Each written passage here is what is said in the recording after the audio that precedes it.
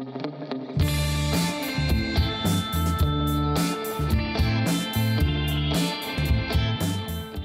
áfram höldum við með föstudagsþáttinn á N4 og nú ætlum við að heyra í konu sem fékk nóg og í samtökum kvenna nýja stjórnarskrá ásamt einhverjum 12.000 öðrum. Sæl og blessuð Sigríður Bylgja Sigurjónsdóttir. Takk sæl. Og takk fyrir að vera með okkur í föstudagsþættinum. Viltu aðeins segja okkur frá því sem að þú bara ákvaðst að gera svona þegar þú fékkst nóg? Já, ég fékk bara boðum að taka þátt í hóp á Facebook sem eingöngu skipaður konum og heitir Samtök kvenna nýja stjórnarskrá. Og það eru þúsundir kvenna sem að hrannast inn í þennan hóp. Já. Og í dag erum við tæplega 13.000. Og ég sá að konur voru að kalla eftir því að fræðast aðeins stjórnarskrána, nýju stjórnarskrána okkar og ferlið á bakvið hana. Og það voru bara hugrakar konur sem stigu fram og sögðu, ég þekki þetta ekki nógu vel. Ég kann ekki söguna á bakvið þetta og af hverju skiptir þetta svona miklu máli. Og í kjölfarið á því, þá bara bauð ég mig fram til þess að framleiða handrit að fræðslumyndbandi nýju stjórnarskrána til þess að við minnum fólk á hvað þetta er mikilvægt og hvað þetta er sem við erum með í höndunum. Svo ég hef svo sannarlega fengið nóg af stjórnmálaumhverfinu á Íslandi og grunnurinn að því að bæta það er með nýrri stjórnarskrá og þess vegna ætlum við bara að koma henni á dagskrá aftur og með því að gera svona fræðslumyndband erum við að taka fyrsta skrefið í áttina því.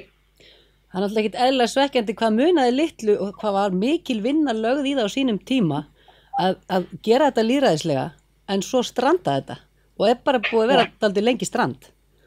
En nú eru breyting á. Já.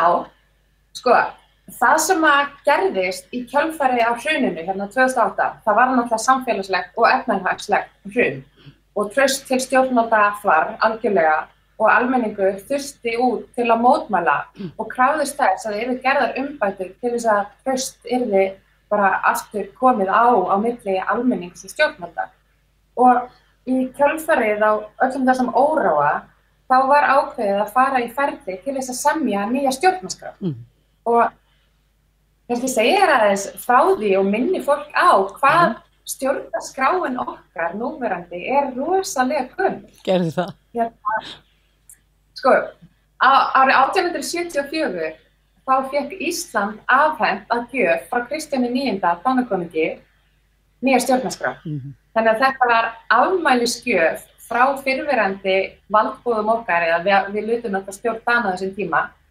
Við fengum þessa afmælisgjöf og 1000 ára byggðarafmæli og þetta er danska stjórnarskráin sem var aðeins búið að aðlaga og staðfæra að íslensku samfélagi. Og þetta er stjórnarskráin sem við byggjum grunninn að í dag. 1,5 aldar gömul stjórnarskrá. Síðan árið 1944 þegar við Íslendingar fáum sjálfstæði þá stóð það alltaf til að við myndum semja og búa til okkar eigin stjórnarskrá. Af því að það er tæplega hægt að kalla okkur sjálfstæði þjóð þegar við höfum ekki einu svona okkar eigin stjórnarskrá. En það hefur orðið töf þarna á, þrátt fyrir að það hafi verið breið samstæða þegar við fengum lýðræði, en þegar við fengum sjálfstæði, þegar við fengum sjálfstæði fyrir 76 árum, þá var svo breið samstæða að við ættum að fá okkar eigin stjórnarskrá. En síðan hefur Alþingi bara verið að drolla þangað til að stjórnarskrárferlið var sett af stað í kjölfar hrunsins 2008 og við bíðum enn. Já. Þrátt fyrir alla þessa gríðarlegu vinnu sem lögð var í verkið. Já, og það er alveg til mikils hrós hvernig staðið var á ferlinu. Og þetta ferli hefur verið umfjöllunar allan heim sem bara eitt lýðræðislegasta ferli sem borgarar hafa tekið þátt í til að smíða sin eigin stjórnarskrá. Ísland hefur verið til umfjöllunar og sett fram svona sem fyrirmynd á ráðstefnum og stórum fundum þar sem verið að fjalla lýðræðis og stjórnarskrármál. Vegna þess að það var haldinn þjóðfundur þar sem að einstaklingar voru valdir af handahófi úr þjóðskrá. Það voru allskyns kynningarfundir haldið og íslenska þjóðin fékk að kjósa sér fulltrúa til að sitja í stjórnlagaráði og það var svo breiður hópur af fólki sem skipaði þennan 25 manna hóp í stjórnlagaráði og vann í tæpt ár af því að fara yfir gömlu stjórnarskrána, semja nýja, það er rosalega margt sem er líkt, en það er líka ákvæði sem eru mjög mikilvæg og skipta máli í nútíma samfélagi. Það sem við erum með núna í rauninni stjórnarskrá sem var samin af körlum fyrir karla af því að þessum tíma voru jafnréttismál ekkert upp á borðinu. Þetta bara stagbætt 1,5 aldar gömul afmælisgjöf á meðan við eigum þessa nýju flottu stjórnarskrá sem var samin af fólkinu, fyrir fólkið og gleymum því ekki að hún var samþykkt af 2/3 hluta kjósenda í þjóðaratkvæðagreiðslu fyrir 8 árum síðan. Þess vegna hljótum við að krefjast þess að fá einhverja skýringar á því af hverju þetta ekki komið í gegn og til framkvæmdar og við erum, ég var að tala við þig áðan og þú talið með skýringar á því af hverju þetta hefur ekki farið í gegn og við skulum kannski bara aðeins tæpa á þeim, er það ekki? Já, það bara kemur niður á hagsmuni, eigin hagsmuni. Og niðurstöður þjóðaratkvæðagreiðslunnar voru alveg skýrar, en til þess að lögfesta þjóðaratkvæðagreiðslu þá þarf þingið að staðfesta hana, það þarf sem að slíta þingi, svo þarf að boða þing aftur saman og staðfesta hana í annað sinn.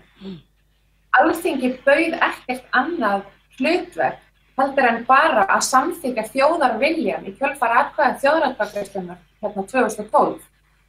En af einhverjum ástæðum voru alþingismenn ragir við að gera það og það er talið að það sé vegna sterkra eiginhagsmuna, vegna þess að sumir þingmenn áttu bara ekki séns á endurkjöri inn á Alþingi vegna þess að nýja stjórnarskráin jafnar atkvæðavægi. Síðan eru líka bara stórir hagsmunir aðila sem hafa verið að styðja stjórnmálaflokka og þetta er bara hluti sem við getum ekki verið að fara svo köttur í kringum heitan graut. Þetta heitir bara spilling. Þetta heitir spilling. Þegar þú taka eigin hagsmuni fram yfir hagsmuni þjóðarinnar, þá er það spilling. Og þarna var fólk hrætt að styggja útgerðarfólk, styggja þá sem höfðu verið að styðja kosningabaráttur og flokka, en til þess að við getum búið til samfélag þar sem að við byggjum á trausti og við byggjum á sterkum og góðum grunni, þá þurfum við að koma í veg fyrir að svona sé hægt. Að það sé hægt að setja eigin hagsmuni fram af þjóðarhagsmunum þegar við erum að tala stjórnmál, þú veist að vera að tala að stýra landinu okkar, þjóðarbúinu. Þetta nýja stjórnarskráin tryggir að þessu trausti verði komið á aftur og við byggjum hérna réttlátara og sanngjarnara samfélag. Akkúrat. Og til þess ætlum við að fræða bara með þessu fræðslumyndbandi sem að þú ert að undirbúa, þá ætlum við bara aðeins að vekja máls á þessu aftur, segja hvernig staðan er og bara vekja fólk til umhugsunar og koma þessari stjórnarskrá í gegn, ekki satt? Akkurat, það er markmið. Við ætlum að koma stjórnarskráni aftur á dagskrá og ég er bara ein kona af þessum tæplega 13.000 sem eru í Facebook-hópnum samtök kvenna nýja stjórnarskrá og það þvílíkar kraftakonur þarna inni og sem virkar svo hvetjandi og ég meina þegar maður finnir fyrir svona systra lægi og krafturinn bara ólgar, þá getur maður ekki annað en lagt sitt á vogarskálarnar. Og auðvitað ætlum við að fá stjórnarskrána okkar, stjórnarskrána sem við erum búin að semja, sem við erum búin að kjósa, sem við erum búin að samþykkja, við ætlum að fá hana í gegn. Við ætlum ekki að líða það lengur að Alþingi sé að hrófla við kosningaúrslitum eftir á af því að það hentar þeim ekki. Þeirra býður bara til annað hlutverk heldur en að samþykkja stjórnarskrána sem við erum búin að kjósa Heyr. Og upplýsingar og forsenda ákvarðanatökunnar og upplýstrar ákvarðanatöku og við vorum mörg og flest í sárum og sjokki eftir hrunið 2008 og það var mikið sem gekk á í pólitíkinni og fólk fór út fyrir þeim þægindarhing og fór að mótmála, við fórum út á götur. Svo kannski vantar okkur bara að kveikja aðeins aftur neistan og minna á alvarleika þess að nýja stjórnarskráin okkar hafa aldrei verið samþykkt. Við erum ekki búin að klára þetta ferli. Og kannski er þetta nýja aðferðin, að gera þetta svona á netuna, því þessi Facebook síða er ótrúlega öflug og hvetjandi, það er alltaf verið að posta og Katrín Odds á náttúrulega heiður skilin sem er aðaldriffjöðurinn þarna, hún er ótrúleg, en kannski að því að, kannski erum við ekki að fara aftur með potta og pönnunir og austuvill, kannski erum við bara að fara að gera þetta svona á netinu, þú með fræðslumyndbandi sem verður upplýsandi og vonandi náum við bara þessari samstöðu. Tíminn á þrotum, eitthvað svona í blá lokin. Hvenær til dæmis heldur að myndbandi verið klárt? Við erum að setja okkur það markmið, ég og Katla Líndal hjá fyrirtækjalausnum.com sem að framleiða myndbandi með mér, að setja það út á kvennafrídaginn, 19. júní. Frábært. Og það kemur bara vegna þess að grasrótin sem við erum að koma úr kvennasamstæða og ég veit að það eru sko fleiri þúsundir kalla sem að standa með okkur líka. Algjörlega. En það erum við í systra lagi að hvetja hver aðra áfram og þess vegna gerum við þetta á þannan hátt. En myndbandi frumsýningardagurinn verður væntanlega 19. júní og kannski verður það bara kveikja til þess að fólk fari aftur út á Austurvöll og því það er afturlega að vera smá á netinu en líka í raunheimum. Algjörlega. Takk kærlega fyrir að koma og vera með okkur í föstudagsþættinum, Sigríður Bylgja Sigurjónsdóttir, og gangið svakalega vel með fræðslumyndbandið.